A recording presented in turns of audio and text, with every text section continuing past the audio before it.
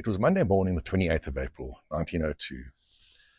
A young woman named Jeannie Charlotte MacLeod buttoned her starch white coat, walked into the paediatric ward at Aberdeen Children's Hospital, and used the title of doctor for the very first time. She was 28 years old. She had studied for years. She'd earned this. By Friday, she was dead. Alone in her on-call room, she had cut her own jugular vein and bled to death. That story is over 120 years old, and what I'm about to tell you is that nothing, and I mean nothing, has fundamentally changed. I'm Dr. Luke Gordon. I'm a plastic surgeon and a qualified attorney. And after 18 years of surgical practice, I know from deeply personal experience how the regularity system in South Africa and all around the world can drive a doctor to the edge. Today I want to talk about something the medical profession doesn't talk about publicly. Why doctors die by suicide rates higher than almost any other profession. And specifically, what role medical complaints and regulatory investigations play in pushing them there. This is the first of a three-part series, and by the end of it, you'll understand not just the statistics, but the human stories behind them, including my own. Now let's start with some numbers that should make the front page of every newspaper and somehow never does. Doctors have a consistently higher rate of suicide than the general population. Female doctors die by suicide at between 2.5 and 4 times the rate of women in the broader population. A landmark study published in the British Journal of General Practice found that doctors who had recently received a complaint, say from the GMC, were 77% more likely to suffer from moderate to severe depression than those without a complaint. 77% from a single complaint. The same research found that between 2005 and 2013, 28 doctors in the United Kingdom died through suicide or suspected suicide while they were under GMC investigation. Not after, while under investigation. And here in South Africa, a 2023 survey of 204 doctors found that 1 in 10 experience suicidal thoughts during HPCSA investigations. 83% said that the investigation caused stress and anxiety. 71% said that the length of the investigation affected their mental well-being. And some of those investigations lasted years. These aren't numbers from a war zone. These are doctors sitting in offices, receiving letters, waiting for hearings. Now let me take you back to Jeannie MacLeod.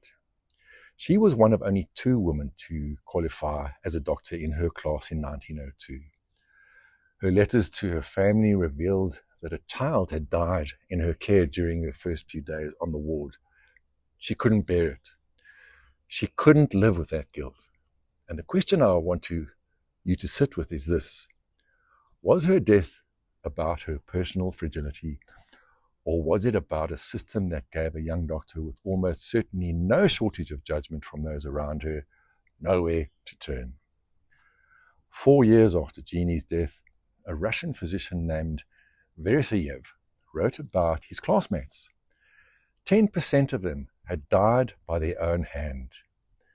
He wrote about the unrelenting workload, patient expectations, worries about complaints, and low pay. This was 1906. The causes he identified are word for word identical to what researchers are writing about today. Fast forward to 2015. Dr. Wendy was a GP in England. She was 46. She was a mother of 2, and she had bipolar disorder, a condition she managed and about which she wrote honestly and openly on a personal blog. A patient read the blog and complained. Within weeks, Wendy was suspended from her practice. She was referred for a GMC investigation. The suspension was eventually lifted, but the investigation continued. The uncertainty continued. The shame continued. And on the 24th of November 2015, she killed herself. At the inquest, the coroner said the practice had used, and I'm quoting directly, a sledgehammer to crack a nut. Think about that for a moment. A doctor with a managed mental health condition, writing honestly about her experience, was suspended for it. And the system that suspended her contributed, the inquest effectively said so, to her death. In the same year, just months earlier, Dr. James Halcrow took his own life. He was a newly qualified GP. He had been named Trainee GP of the Year. He was afraid that a breach of the GMC's condition requiring him to abstain from alcohol would mean erasure from the medical register. That everything he'd worked for would be gone. The Trainee GP of the Year, gone. Closer to home, here in South Africa, a GP named Christian Botha had been barred from performing cosmetic surgery procedures after conducting procedures outside the scope of practice. The HPCSA had set aside a full week for his hearing. He never made it. He died by suicide 1 month before the hearing was scheduled. His lawyer said what drove him to commit suicide was the pressure coupled with losing it all, and also his economic situation. I'm not here to relitigate the merits of Dr. Botha's case, but the question I want to raise is whether a drawn-out, years-long investigation combined with economic ruin is a proportionate response, and whether the system bears any responsibility for the human being at its center. The research is unambiguous. A complaint or referral to a regulatory body must be considered a red flag risk factor for both depression and suicide. Not because doctors are weak, but because the process itself is brutal. Think about it, what it involves. Your reputation, publicly questioned. Your livelihood, potentially stripped away. Investigations that can stretch for years. Simultaneous exposure to regulatory proceedings, civil litigation, and media coverage. And almost nowhere safe to turn, because seeking mental health care can be seen as an admission of impairment, which then can be used against you in the very proceedings you're fighting. Dr. Pamela Wibble in the United States has been documenting physician suicides since 2012. Her registry now contains over 2,000 cases. She found that medical board investigations increase the suicide risk, that malpractice suits kill doctors, that doctors routinely drive to other cities, pay in cash using false names to seek mental health care in secret, because being caught could cost them their license. This isn't a bug in the system. For many doctors, it is the system. And I want to tell you something personal before I close this first video. I practiced as a plastic surgeon for 18 years. I treated approximately 12,500 patients. And I know what it feels like to walk into your consulting room, your office, and see a bundle of documents on the desk, the registered post, the official HPCSA stationery, the combined summons from the High Court of South Africa, and feel a wave of anxiety so acute that you genuinely question whether you can continue in the profession at all. I experienced that more than once, and I want to be completely honest with you. There were times when the weight of it made me wonder whether leaving medicine was the only way out. The research you've heard today describes a phenomenon.